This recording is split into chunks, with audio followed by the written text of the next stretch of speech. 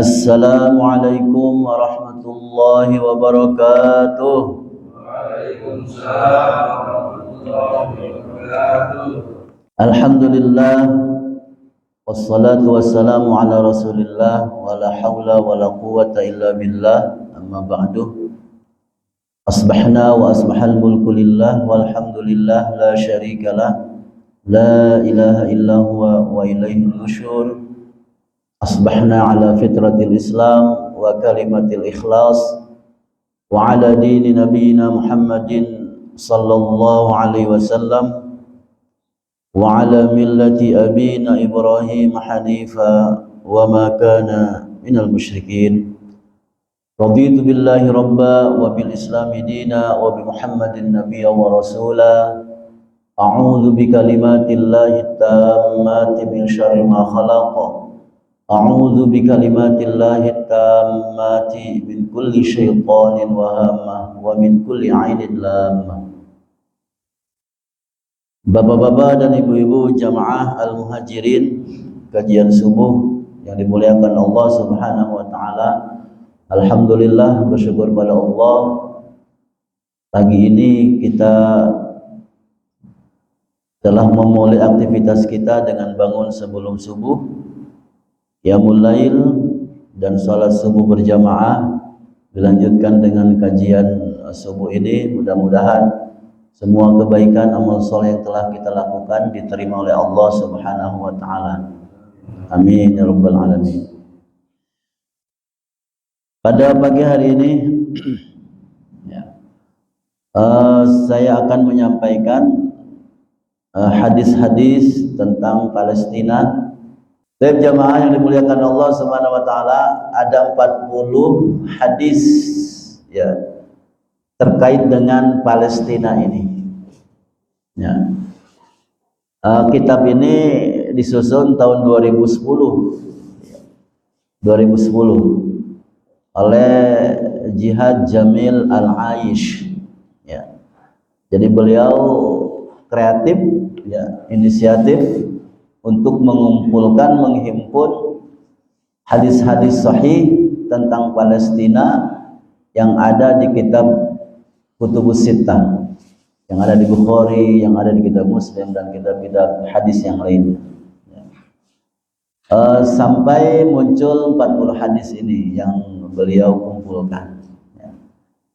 Jadi kalau ada istilah hadis arba'in, ya, biasanya kita kalau mendengar hadis arba'in, ya hadis arba'in karangan Imam Nawawi. Ya. Kalau itu 42 hadis aslinya, cuma disebut nama kitabnya adalah hadis arba'in, hadis 40. Itu terkait dengan pokok-pokok ajaran Islam yang harus kita pahami dan kita amalkan. Nah, ini ada lagi hadis arba'in, tapi khusus membahas tentang Palestina. Palestina itu ada Baitul Maqdis.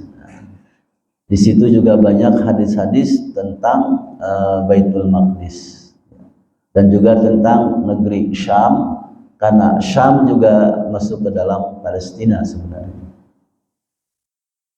Ada 40 hadis, kita akan sesampainya, ya. Kalau hari ini nggak nyampe 40, berarti lanjut pertemuan berikutnya. Kalau hari ini dapat 5, dapat 10, berarti sisanya pertemuan berikutnya. Bismillahirrahmanirrahim. Hadis yang pertama, An Abi Ishaq radhiyallahu anhuma qala sami'tul Barra' bin Azib radhiyallahu anhu yaqulu Sallaina ma'a Rasulillah sallallahu alaihi wasallam nahwa Baitul Maqdis 16 atau 17 syahran thumma surifna nahwal Ka'bati. Hadis riwayat Bukhari wa Muslim wa Nasai wa Ahmad. Dari Abi Ishaq radhiyallahu anhu, dia berkata, Sami'tul Barra' bin Azib, aku mendengar Al-Barra' bin Azib radhiyallahu anhu berkata, Sallaina ma Rasulillah sallallahu alaihi wasallam nahwa Baitul Maqdis. Kami salat bersama Rasul sallallahu alaihi wasallam menghadap Baitul Maqdis. Sittata asyara, selama 16 bulan, au sab'ata asyara, atau 17 bulan. Sittata asyara au sab'ata asyara syahra. Thumma surifna nahwal Ka'bah. Kemudian kami dipalingkan kiblatnya menghadap Ka'bah.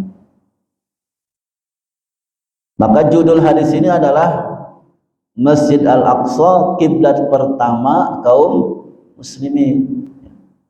Kiblat pertama umat Islam adalah Al-Masjidul Aqsa. Ya. Dalam hadis lain diceritakan bahwa ketika Rasul sallallahu alaihi wasallam pertama kali datang ke Madinah, beliau menetap di keluarga kakeknya atau pamannya dari kaum Ansor. Kaum Ansor itu orang-orang Madinah. Dan beliau sholat menghadap Baitul Maqdis selama 16 bulan atau 17 bulan. Dan ketika itu beliau sangat menginginkan kiblatnya menghadap ke Ka'bah. Jadi sebenarnya ingin banget kiblatnya ke Ka'bah, tapi Allah menyuruhnya ke Baitul Maqdis selama 16 bulan atau 17 bulan. Dan sholat pertama yang didirikan menghadap Ka'bah ya adalah sholat asar. Ya, adalah sholat asar berjamaah. Ya. Jadi sholat pertama yang didirikan menghadap Ka'bah adalah sholat asar berjamaah. Maksudnya nanti pemindahan kiblat dari Baitul Maqdis ke Ka'bah itu terjadi saat sholat asar.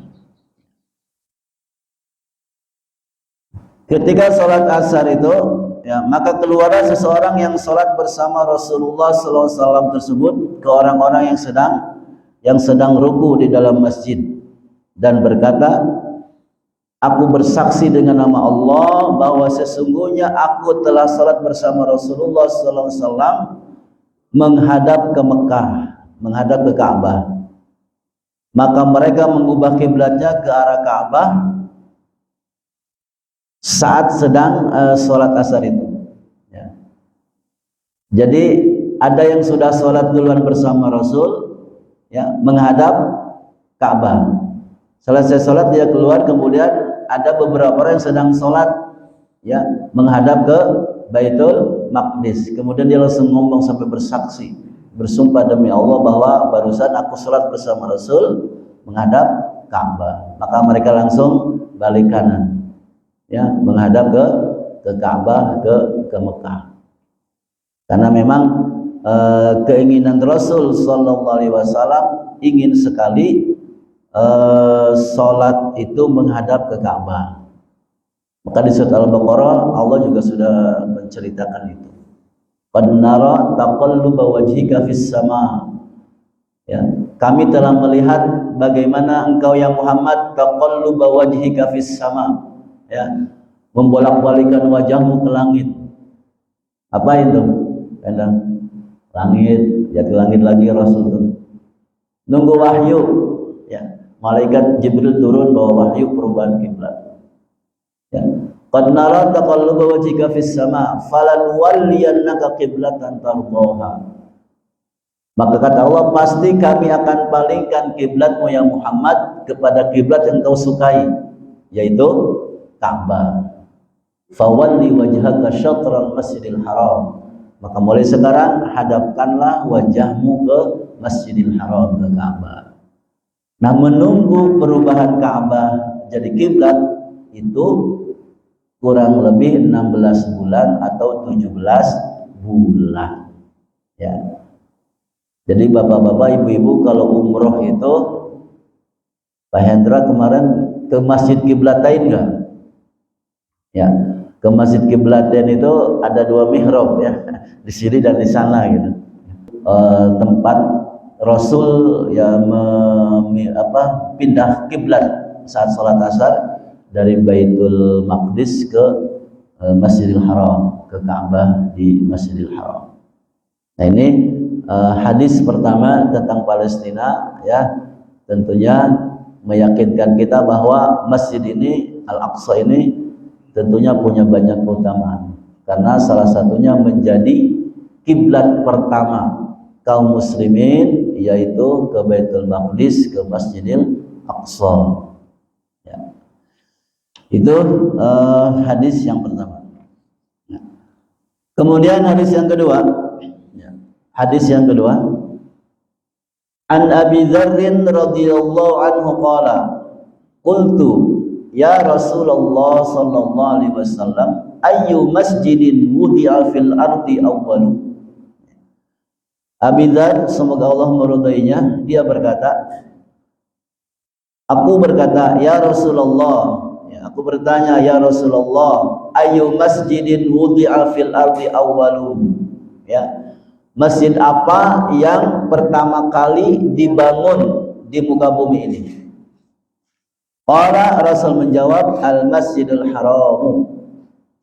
Ya, masjid yang pertama kali dibangun di muka bumi ini adalah Al-Masjidul Haram, Masjidil Haram. Faqultu, kemudian aku bertanya lagi, ya Rasulullah, tsumma ayyun, kemudian masjid mana lagi? Qala tsumma Al-Masjidul Aqsa, kemudian Masjid Al-Aqsa. Qultu, aku nanya lagi, kata Abi Dzar, kam kana bainahuma, berapa jarak waktunya? Ya, qala arba'una sanatan, 40 tahun.